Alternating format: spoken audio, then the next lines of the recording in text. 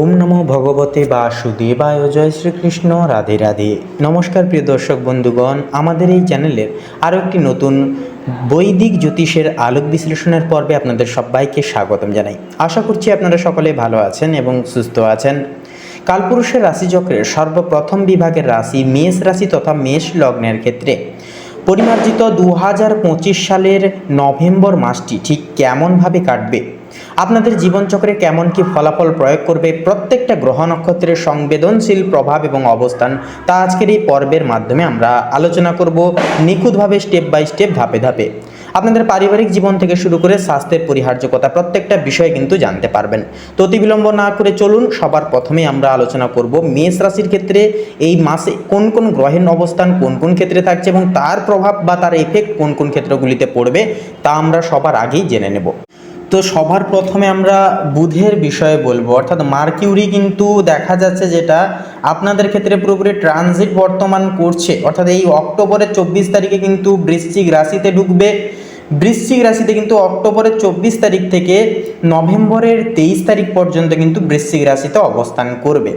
তো সেক্ষেত্রে এই যে ট্রানজিটের, অর্থাৎ এই যে একটা মাস সময়কাল, গোটা নভেম্বর মাস বলতে গেলে পুরোটাই কিন্তু মেষ রাশির ক্ষেত্রে অষ্টমভাবে দৃষ্টি দেবে মেষ লগ্নের ক্ষেত্রে, এবং মেষ রাশির অষ্টম ঘরে বুধ থাকার কারণে কেমন কি ফলাফল হবে এবারে আমরা জানবো। কারণ এটি, অর্থাৎ এই যে বুধ আপনাদের, অর্থাৎ মেষ লগ্নের ক্ষেত্রে যেহেতু অষ্টম স্তবকে, অষ্টম ঘরকে কিন্তু প্রভাব ফেলছে বা প্রভাবিত করছে, সেহেতু দেখুন মেষ রাশির জন্য অষ্টম ঘরটি হলো বৃশ্চিক রাশি, যার অধিপতি হচ্ছে মঙ্গল। বুধ হলো এদিকে আবার বুদ্ধি, যোগাযোগ, ব্যবসা এবং যুক্তির কারক গ্রহ। অন্যদিকে অষ্টম ভাব হলো গভীর রহস্য, গবেষণা, হঠাৎ লাভ, ক্ষতি, উত্তরাধিকার, শ্বশুরবাড়ি এবং আয়ুষ্কালের ঘর। বুধের এই যে অবস্থান আপনার জীবনে কেমন প্রভাব ফেলতে পারে তা কিন্তু এবারে আমরা জানবো। প্রথমেই বলি, গভীর জ্ঞান ও রহস্যের দিকে আকর্ষণ বাড়বে। গুপ্ত ক্ষমতা, অর্থাৎ যেনারা কোনো গুপ্ত বিষয়ে আপনারা চর্চা করছেন, শিখছেন, আপনারা কিন্তু শুভ ফল পাবেন। অষ্টমভাবে বুধের অবস্থানের কারণে আপনার মন রহস্যময় বিষয়ের প্রতি প্রবলভাবে আকৃষ্ট হবেই।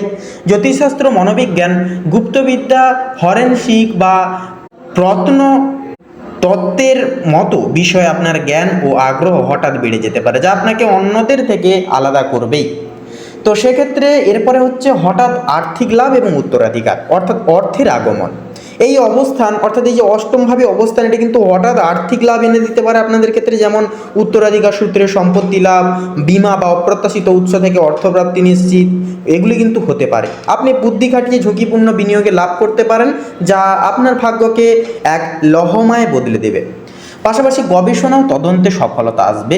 সেক্ষেত্রে বলি, যারা গবেষণা করেন, কোনো কিছু বিষয় নিয়ে আপনারা কোনো পরীক্ষা করছেন, সেক্ষেত্রে বিশ্লেষণ বা তথ্য সংগ্রহের কাজে যুক্ত যারা, তাদের জন্য এই সময়টা আশীর্বাদ স্বরূপ ফলবে। আপনার পর্যবেক্ষণ ক্ষমতা এতটাই তীক্ষ্ণ হবে যে আপনি জটিল সমস্যার সমাধান সহজেই বের করবেন। গোয়েন্দা বা চার্টার্ড অ্যাকাউন্টেশন বা চিকিৎসা গবেষণায় যুক্তদের জন্য এটি এক চরম সাফল্যের সময় হবে। দাম্পত্য জীবন এবং শ্বশুর বাড়ির সম্পর্ক, সেক্ষেত্রে সম্পর্কের ক্ষেত্রে কিন্তু একান্তই জটিলতা আপনাদের ক্ষেত্রে দেখা যাবে। অষ্টম ভাব শ্বশুর বাড়ির সম্পর্কে নির্দেশ করে। বুধের প্রভাবে আপনার শ্বশুর বাড়ির সঙ্গে যোগাযোগ বাড়বে, তবে বুধের এই অষ্টম ঘরে অবস্থান অনেক সময় ভুল বোঝাবুঝি বা অবিশ্বাসের জন্ম কিন্তু দেয়। সেক্ষেত্রে দাম্পত্য জীবনে গোপনীয়তা বজায় রাখার প্রবণতা বাড়বে, যা সঙ্গীর মনে সন্দেহ তৈরি করতে পারে। সেক্ষেত্রে স্বাস্থ্যের দিকে কিন্তু একান্তই সতর্ক থাকা প্রয়োজন হবে। অষ্টম ভাব আয়ুষ্কাল এবং দীর্ঘমেয়াদী রোগও কিন্তু দেখায়। বুধের এই অবস্থান স্নায়ুতন্ত্র এবং ত্বকের সাথে সম্পর্কিত কিছু সমস্যা সৃষ্টি করতে পারে এই নভেম্বর মাসে, তাই মানসিক চাপ ও অতিরিক্ত চিন্তা পরিহার করতেই হবে, অন্যথায় স্বাস্থ্যহানি একান্তই কিন্তু হতে পারে। এরপরে যে বিষয়টা হচ্ছে যে মঙ্গল, যা হচ্ছে আপনাদের অধিপতি গ্রহ, আপনার লগ্নপতি, যা প্রথম ঘরের অধিপতি এবং একই সাথে তিনি আপনার অষ্টম ঘরের অধিপতি, অর্থাৎ আপনারা হচ্ছেন মেষ লগ্নের জাতক জাতিকারা, আপনাদের অধিপতি গ্রহ হচ্ছে মঙ্গল, এবং এটি কিন্তু আপনাদের অষ্টম ঘর অর্থাৎ বৃশ্চিক রাশিতেই কিন্তু বুধের সঙ্গে কিন্তু অবস্থান করবে এই নভেম্বর মাসেই। সেক্ষেত্রে অষ্টম ঘরের অধিপতি অর্থাৎ বৃশ্চিক রাশির অধিপতি হচ্ছে কে না মঙ্গল। তো সেক্ষেত্রে লগ্নপতি যখন নিজেরই রাশিতে অষ্টম ঘরে অবস্থান করেন, তখন তার জীবনে এক অভূতপূর্ব পরিবর্তন আনে। জ্যোতিষে একে একে এক প্রকার বিপরীত রাজযোগের ফলদায়ক বলে গণ্য করা হয়। এই অবস্থান আপনার জীবনে কি ভয়ঙ্কর এবং একই সাথে শক্তিশালী প্রভাব ফেলবে, তা এবারে আকস্মিকভাবে আমরা কিন্তু আলোচনা করব। তো এই যে লগ্নের ঘরে যে লগ্ন অবস্থান, এটা কিন্তু জ্যোতিষে একে এক প্রকার বিপরীত রাজযোগও কিন্তু বলা হয়, এর ফলদায়ক বলেও কিন্তু একে বলা হয়। সেক্ষেত্রে বলি সবার প্রথমে সাহস এবং আয়ু। মঙ্গল আপনার রাশির অধিপতি, যা অষ্টমভাবে বসে আপনাকে এক অদ্যম মানসিক শক্তি এবং দীর্ঘায়ু প্রদান করবে। জীবনের বড় বড় চ্যালেঞ্জ বা বিপদ আপদ আপনার সামনে এলেও আপনি তা জয় করার মতো দৃঢ় মনোবল রাখবেনই। পাশাপাশি গবেষণা এবং রহস্যভেদের ক্ষেত্রে অষ্টম ভাব হলো গভীর রহস্য, গবেষণা ও গুপ্ত জ্ঞানের ক্ষেত্র। মঙ্গল এই ঘরে বসে আপনাকে জ্যোতিষশাস্ত্র, মনোবিজ্ঞান ও গোয়েন্দা কাজের মতো গভীর এবং অপ্রচলিত বিদ্যায় চরম সফলতা এনে দেবে। পাশাপাশি আকস্মিক লাভ এবং আর্থিক স্থিতাবস্থা। মঙ্গল এই অষ্টম ঘরে বসে উত্তরাধিকার সূত্রে সম্পত্তি, বীমার টাকা বা অংশীদারি ব্যবসায় গোপন লাভ এনে দিতে পারে।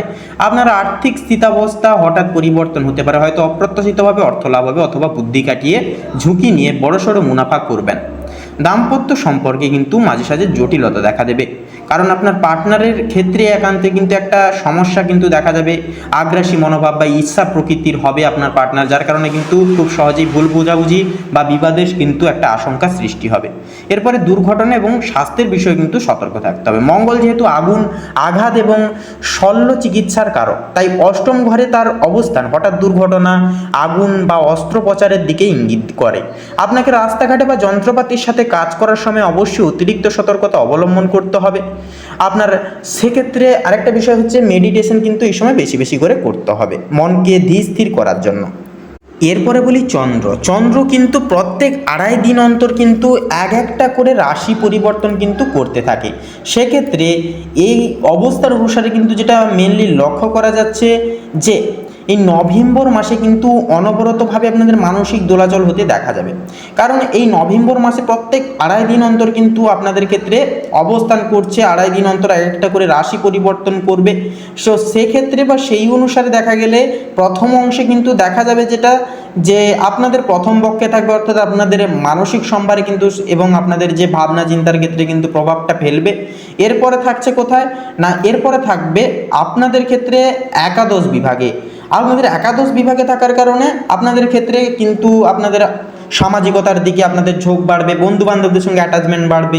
এরপরে যাবে কোথায়, মীন রাশিতে। মীন রাশিতে থাকবে কবে না, নভেম্বরের 29 তারিখে। সেক্ষেত্রে মীন রাশি হচ্ছে দ্বাদশতম ঘর। দ্বাদশতম ঘরে থাকার কারণে আপনারা কিন্তু আপনাদের যেনারা প্রবাসী রাজ্যে কাজের জন্য রয়েছেন, আপনারা কিন্তু কাজে একান্তই মন দিয়ে কাজগুলি করতে পারবেন।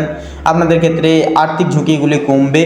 পাশাপাশি দেখা যাবে এরকম করে কিন্তু প্রত্যেকটা রাশি চমবে, অর্থাৎ পরিবর্তন করতে থাকবে, যার কারণে কিন্তু মানসিক দোলাচল এবং কিছু কিছু ক্ষেত্রে সফলতা একান্তই কিন্তু আসবে। এরপরে বলছি আপনাদের ক্ষেত্রে থাকবে কিন্তু সূর্য। সূর্য কিন্তু দেখা যাবে যেটা যে অক্টোবরের 17 তারিখ থেকে নভেম্বরের 16 তারিখ পর্যন্ত কিন্তু এটা বৃশ্চিক রাশিতেই কিন্তু অবস্থান করবে, অর্থাৎ বৃশ্চিক রাশি হচ্ছে আপনাদের ক্ষেত্রে অষ্টমতম ঘর। অষ্টমতম ঘরে কিন্তু ইতিমধ্যেই দেখে নিয়েছি আমরা মঙ্গল এবং বুধ একই, অর্থাৎ আপনাদের অষ্টম ঘরে কিন্তু অবস্থান করছে। তারই সাথে কিন্তু সূর্যও এই নভেম্বর মাসে ট্রানজিট করবে আপনাদের অষ্টম ক্ষেত্রে। সেক্ষেত্রে ত্রিগ্রহী যোগ, অর্থাৎ 3টা গ্রহ যে ক্ষেত্রে থাকছে সেক্ষেত্রে কিন্তু একান্তই চূড়ান্তভাবে আপনাদেরকে কিন্তু বিশেষ কিছু মুনাফা অর্জন করে দিতে পারে বা আকস্মিক অর্থ লাভের একটা সুযোগ বা প্রবণতা কিন্তু সৃষ্টি করবে। পাশাপাশি কিন্তু আপনাদেরকে স্বাস্থ্যের বিষয়ে কিন্তু গুরুতরভাবে কিন্তু সাবধানতা অবলম্বন করে চলতে হবে। স্বাস্থ্যের বিষয়ে যত্ন নেওয়া কিন্তু একান্ত এই সময়ের জন্য অপরিহার্য হবে। এরপরে বলি যখন কিন্তু এটা আবার দেখা যাবে যেটা যে পুরোপুরি নভেম্বরের 16 তারিখ থেকে ডিসেম্বরের 16 তারিখ পর্যন্ত কিন্তু আবার ধনু রাশিতে ট্রানজিট করবে সূর্য। সেক্ষেত্রে ধনু রাশি হচ্ছে আপনাদের ক্ষেত্রে নবম ঘর, আপনাদের ভাগ্য, আপনাদের লাক। সেক্ষেত্রে ভাগ্য কিন্তু আপনাদের ক্ষেত্রে অনেকটাই কিন্তু সাথ দেওয়া শুরু করবে 16 তারিখের পর। আপনাদের সঙ্গে আপনার পিতা, অর্থাৎ নবম ঘর হচ্ছে আপনার পিতার ঘর, সেক্ষেত্রে পিতার সঙ্গে আপনাদের সম্পর্ক কিন্তু মোটামুটি একটা চলবে। তবে কোনো কিছু ক্ষেত্রে আপনার পিতার ইগো কাজ করবে, অ্যাটিটিউড কাজ করবে এবং আপনারা কিন্তু সম্পর্ক বজায় রেখে, অর্থাৎ সঠিকভাবে বজায় রাখার ক্ষেত্রে একান্তই কিন্তু আপনাদেরকে প্রত্যেকটা ক্ষেত্রে মানিয়ে গুছিয়ে নিতে হবে 16 তারিখের পর থেকে। তার পাশাপাশি আপনি যদি এই সময় কোনো রকম কোনো ব্যবসা দাঁড় করাতে চান, অর্থাৎ 16 তারিখের পর থেকে যদি কোনো ব্যবসায় বলুন, কোনো রকম কোনো ক্ষেত্রে নতুন পদক্ষেপ নেওয়ার ক্ষেত্রে বলুন, শুভ সময় হবে। অতএব নভেম্বরের 16 তারিখের পর থেকে কিন্তু যে কোনো ব্যবসায় লগ্নির কাজ আপনারা করতে পারেন, নতুন কোনো ক্ষেত্রে পদক্ষেপ কিন্তু আপনারা নিতে পারেন, যেহেতু শনি মহারাজ আপনাদের ভাগ্যের ঘরে ট্রানজিট করবে নভেম্বরের 16 তারিখের পর থেকে। তো সেক্ষেত্রে এরপরে যে গ্রহটি থাকছে সেটি হচ্ছে দেবগুরু বৃহস্পতি। তো দেখুন, চতুর্থ ঘরটি হলো কর্কট রাশির ঘর, যার অধিপতি চন্দ্র, এবং কর্কট রাশিতেই কিন্তু এই নভেম্বর মাসে যেটা দেখা যাবে যে এই অক্টোবর মাসের 18 তারিখে কিন্তু ঢুকেছে কর্কট রাশিতে, এবং সারা অক্টোবর এবং নভেম্বর মাস গোটাটা জুড়ে কিন্তু চতুর্থ ঘরে অর্থাৎ কর্কট রাশিতেই কিন্তু দেবগুরু বৃহস্পতি গোচর করবে। সেক্ষেত্রে মেষ লগ্নের ক্ষেত্রে এটি কিন্তু চতুর্থ ঘরে চতুর্থ ভাব পড়ছে, চতুর্থ ঘরকে কিন্তু প্রবির্ভূত করছে। সেক্ষেত্রে বন্ধুগণ, কর্কট রাশিতে বৃহস্পতির যে উচ্চস্থ অবস্থা যদিও থাকছে এক্ষেত্রে, সেক্ষেত্রে যদিও এই ক্ষেত্রে বৃহস্পতি মেষ লগ্নের জন্য চতুর্থ ঘরে না বসে তার বন্ধু ঘর চন্দ্রের রাশিতে বসে আছেন। এই অবস্থানের প্রধান ফলগুলি এবং এর প্রভাব নিচে একান্তই কিন্তু আমরা আলোচনা করব। সেক্ষেত্রে প্রথমেই বলি পারিবারিক সুখ এবং পরিবেশের বিষয়, কারণ চতুর্থ ঘর হচ্ছে আমাদের পরিবার, আমাদের মায়ের সঙ্গে সম্পর্ক, মায়ের ঘরও বলা যেতে পারে। সেক্ষেত্রে চতুর্থ ঘর হলো গৃহ সুখ, মানসিক শান্তি এবং মায়ের ঘর। এই স্থানে বৃহস্পতির যে একটা উপস্থিতি নিশ্চিত করে যে আপনি জীবনে দারুণ পারিবারিক সুখ এবং একটি শান্তিপূর্ণ গৃহ পরিবেশ পাবেন। আপনার ঘরটি হবে জ্ঞান, সংস্কৃতি এবং আনন্দের মূল কেন্দ্রমুখী। সেক্ষেত্রে সম্পত্তি এবং স্থাবর সম্পদের ক্ষেত্রে কথা বললে এই অবস্থান কিন্তু আপনাকে প্রচুর স্থাবর সম্পত্তির মালিক করে তুলবে। বাড়ি, গাড়ি বা জমি কেনার ক্ষেত্রে আপনার সৌভাগ্য থাকবে। আপনি সহজেই এবং অপেক্ষাকৃত কম পরিশ্রমে এই ধরনের সম্পদ অর্জন করবেন। পাশাপাশি মা এবং মাতৃভূমি, আপনার মায়ের সাথে আপনার সম্পর্ক হবে অত্যন্ত মধুর এবং শিক্ষামূলক ক্ষেত্রেও কিন্তু উন্নতি আনবেন। আপনার মা হবেন একজন জ্ঞানী, ধার্মিক এবং যত্নশীল ব্যক্তিত্ব, অর্থাৎ দেবগুরু বৃহস্পতি যতগুলি গুণাবলী আছে তা কিন্তু আপনাদের মায়ের সঙ্গে সম্মিলিত হবে, যার কাছ থেকে আপনি কিন্তু আপনার জীবনের সঠিক নির্দেশনা পাবেন। মাতৃভূমি থেকেও কিন্তু আপনার প্রতি সমর্থন ও সম্মান বজায় থাকবে। এরপরে ভাগ্য এবং উচ্চশিক্ষা, কারণ এটি উচ্চশিক্ষারও ঘর। সেক্ষেত্রে নবমপতি যখন চতুর্থভাবে বসেন তখন তা আপনার ভাগ্যে সরাসরি শুভ প্রভাব ফেলে। আপনি উচ্চশিক্ষায় সফল হবেন এবং জ্ঞান অর্জনের জন্য আপনার মন সর্বদা উন্মুখ থাকবে। শিক্ষাক্ষেত্রে আপনি স্কলারশিপ পেতে পারেন বা বিদেশি শিক্ষকের সাহায্যে লাভ করতে পারেন। এরপরে বলি, এক্ষেত্রে আপনাদের ক্ষেত্রে যে বিষয়টা হচ্ছে আপনাদের আর কোন গ্রহ থাকছে, তো এরপরে যে গ্রহটি থাকছে আপনাদের ক্ষেত্রে সেটি হচ্ছে শনি মহারাজ। তো দেখুন, শনি মহারাজ কিন্তু মে মাসের 29 তারিখে কিন্তু মীন রাশিতে ঢুকেছে তথা প্রবেশ করেছে, এবং এর কিন্তু একটা সাড়ে সাতি চলছে, সাড়ে সাতির প্রথম অধ্যায় চলছে। সেক্ষেত্রে সাড়ে সাতির যে অধ্যায় চলার কারণে একান্তই কিন্তু মীন হচ্ছে আপনাদের ক্ষেত্রে দ্বাদশতম ঘর। দ্বাদশতম ঘরে শনি থাকার কারণে এবার কী ফল হবে এবং সাড়ে সাতির যে প্রভাব সেটা কি আপনাদের ক্ষেত্রে কেমন কী প্রভাব ফেলবে এবারে আমরা আলোচনা করব। তো দেখুন, শনির একান্ত হচ্ছে ধীর একটি গ্রহ, যা হচ্ছে কর্মের ক্ষেত্রে কিন্তু একান্তই আপনাদেরকে কিন্তু কিছু কিছু ক্ষেত্রে ফল পাওয়ানোর ক্ষেত্রে বলুন, এবং বিশেষত যারা বাইরে কোনো এক্সপোর্ট ইম্পোর্টের কাজ করছেন বা প্রবাসী রাজ্যে যেনারা কাজের ক্ষেত্রে রয়েছেন, আপনাদের ক্ষেত্রে কিন্তু কাজ করে যাচ্ছেন কিন্তু সঠিক সময় কিন্তু ফল পাচ্ছেন না, এরকম একটা প্রবণতা কিন্তু দেখা যাবে এই সময়। সেক্ষেত্রে আপনাদেরকে কিন্তু কঠোর পরিশ্রমের মধ্য দিয়ে কিন্তু সময়টা কাটাতে হবে। যারা বাইরে কাজ করছেন বা যারা বাইরে এক্সপোর্ট ইম্পোর্ট করছেন, যেহেতু দ্বাদশতম ঘর হচ্ছে একান্তই প্রবাসী, অর্থাৎ একান্তই কিন্তু বাইরের ক্ষেত্রে ইঙ্গিত করে। সেক্ষেত্রে বাইরের যে কোনো ক্ষেত্রগুলিতে আপনারা যদি কাজ করেন 12তম ঘরের প্রত্যেকটা কাজ অনুযায়ী কিন্তু ধীর করিয়ে তুলবে প্রত্যেকটা কাজকে শনি মহারাজ। এরপর থাকছে যেটা শুক্র। তো শুক্র কিন্তু দেখা যাবে মেনলি একটা বিষয় হচ্ছে যে শুক্র কিন্তু ট্রানজিট করছে এই নভেম্বর মাস অনুসারে আপনাদের ক্ষেত্রে আপনাদের সপ্তম ঘরে কিন্তু আছে শুক্র।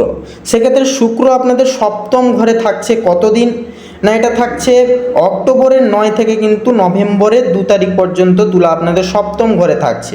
তো আপনারা নিশ্চয়ই প্রত্যেকেই জানেন শুক্র হচ্ছে প্রেম বৈরাগী গ্রহ, যা সপ্তম ঘর হচ্ছে সম্পত্তি আপনাদের ক্ষেত্রে একান্তই দাম্পত্য জীবনের ক্ষেত্রে বা আপনাদের লাভ লাইনের ক্ষেত্রে লাভ রিলেটেড প্রত্যেকটা বিষয়ের ক্ষেত্রে কিন্তু একটা প্রস্তাবনীয় হাউস, 7th হাউস। সেক্ষেত্রে সপ্তম ঘর এবং আপনাদের ক্ষেত্রে দম্পতি গ্রহ শুক্র একটা যে সম্মিলিত প্রভাব একান্তই কিন্তু প্রেমের ক্ষেত্রে শুভ প্রস্তাবনা নির্দেশ করছে।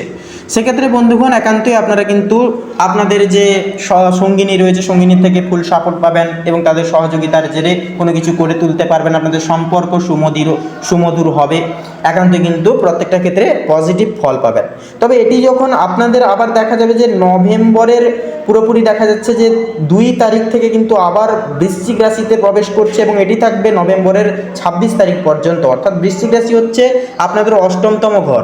অষ্টমতম ঘরে থাকার কারণে একান্তই কিন্তু আপনাদের যে গুপ্ত কাজগুলিকে কিন্তু আরও সাকসেস হওয়ার যে প্রবণতা, গবেষণার ক্ষেত্রে বলুন, বৈজ্ঞানিক কোনো ক্ষেত্রে বলুন, টেকনিক্যাল লাইনের ক্ষেত্রে বলুন, এই সকল দিকে কিন্তু একটা যে ঝোঁক এবং শেখার যে আগ্রহ, এটা কিন্তু দ্বিগুণ মাত্রায় বাড়িয়ে তুলবে। কারণ ইতিমধ্যে আমরা দেখেছি যে মঙ্গল, বুধ এবং তার পাশাপাশি যেটি থাকছে সেটি হচ্ছে একান্তই কিন্তু এই শুক্র, তার পাশাপাশি সূর্যও কিন্তু দেখা যাচ্ছে যে সেই অষ্টম ঘরেই কিন্তু প্রবেশ করছে। অর্থাৎ একান্তই বলা যেতে পারে যে মেষ রাশির ক্ষেত্রে কিন্তু প্রত্যেকটা শুভ গ্রহের প্রভাব কিন্তু আপনাদের অষ্টম ঘরকেই কিন্তু বেশিরভাগ নির্দেশ করছে বা ইঙ্গিত করছে এই নভেম্বর মাসে। তাই একান্তই আপনারা অবশ্যই যারা টেকনিক্যাল লাইনে রয়েছেন, কোনো গুপ্ত কোনো কাজে বা বিষয়ে আপনারা যারা পর্যবেক্ষণ করছেন, আপনারা কিন্তু একান্তই পজিটিভ ফল পাবেন। তবে বলবো স্বাস্থ্যের বিষয়ে কিন্তু একান্তই আপনাদেরকে লক্ষ্য নজর রেখে চলতে হবে, মনকে ধীর স্থির করতে হবে, কারণ মনই হচ্ছে আপনাদের প্রত্যেকটা ক্ষেত্রে আসল সূত্র, আসল অস্ত্র। সেক্ষেত্রে মনকে স্থির রেখে মেডিটেশন করতে হবে, আপনাদেরকে বেশি বেশি করে প্রকৃতির সঙ্গে সময় কাটাতে হবে। এগুলি কিন্তু একান্তই একটা রেমেডি হিসেবে কাজ করবে। এবং প্রত্যেক দিন সূর্য প্রণাম করবেন, সূর্যকে জল অর্পণ করবেন, একান্তই কিন্তু নভেম্বর মাসটাকে খুব সুমসৃণভাবে কাটাতে পারবেন। এবং অবশ্যই আপনারা গরিব দুঃখী মানুষজনদের দান ধ্যান করুন, এবং একান্তই আপনারা কোনো কিছু কুকুর বা অন্যান্য কোনো প্রাণীদেরকে কিছু খাওয়ান। একান্তই কিন্তু আপনাদের যে শনির যে দোষ এবং কোনো রকম কোনো যে একটা যে প্রবণতা, অর্থাৎ একটা যে ফাঁড়া বিপত্তি থাকে, সেগুলি কিন্তু দূর হবে এবং শনির কিন্তু শুভ প্রভাব আপনারা কিন্তু প্রাপ্তি করতে পারবেন। তো বন্ধুগণ, আশা করছি আজকের এই ফলাফল আপনাদেরকে অনেকখানি উদ্দীপ্ত করতে পেরেছি, আপনাদেরকে অনেকটা উপকৃত ফলাফল প্রদান করতে পেরেছি আশা করছি। তো সেক্ষেত্রে বন্ধুগণ, আজকের এই পর্বটি ভালো লাগলে অবশ্যই একটি লাইক করবেন, কমেন্টে অবশ্যই হর হর মহাদেব লিখে যাবেন, ভিডিওটি আপন বন্ধু বান্ধবদের সাথে শেয়ার করে অবশ্যই আমাদের এই চ্যানেলটিকে সাবস্ক্রাইব করে অল অপশানে সিলেক্ট করে রেখে আমাদের পাশে অবশ্যই সবসময় সদৈব থাকবেন। আপনারা ভালো থাকুন, সুস্থ থাকুন, সতর্ক থাকুন। এই নভেম্বর মাসটি আপনাদের মনের কামনা বাসনা এবং ভাগ্যের চাকা ঘুরিয়ে দেওয়ার ক্ষেত্রে এক অন্যতম সময়। আপনাদের ক্ষেত্রে অর্থাৎ মেষ রাশি তথা মেষ লগ্নের ক্ষেত্রে হয়ে উঠুক এই কামনা, এই বাসনা জানাই। নমস্কার।